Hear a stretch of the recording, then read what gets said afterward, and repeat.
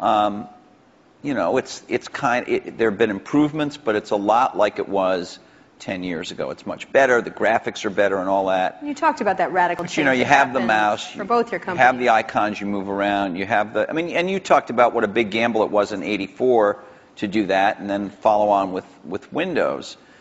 We still essentially have that approach, and I'm just wondering, is that going to change? Touch, ink, speech, vision. Those things come in, but they don't come in as a radical substitute. I think you're also underestimating the degree of evolution.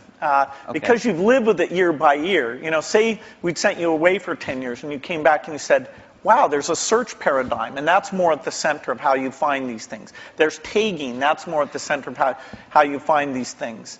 You know, the evolution is a very good thing. In fact, even in that evolution, the stuff we did with Office, there's this balance you strike where when you make a change, in that case the ribbon, you're going to have some users who feel like, oh, geez, I have to spend a little bit time to be brought along to that. You know, but there has been good evolution, but these natural interface things are the revolutionary change, and they'll be very revolutionary. That together with the 3D that I talked about. And Steve?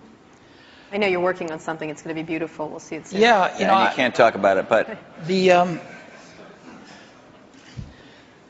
Bill discusses all his secret plans. You don't discuss any of them. I know. It's not fair, but it's, I think the question is a very simple one, which is, how much of the really revolutionary things people are going to do in the next 5 years are done on the PCs, or how much of it is really focused on the post-PC devices? And there's a real temptation to focus it on the post-PC devices because it's a clean slate, and because they're more focused devices, and because they don't have the legacy of these zillions of apps that have to run in zillions of markets. And so I think there's going to be tremendous revolution in the experiences of the post-PC devices. And the question is, how much to do in the PCs? And I'm sure Microsoft is. We're working on some really cool stuff.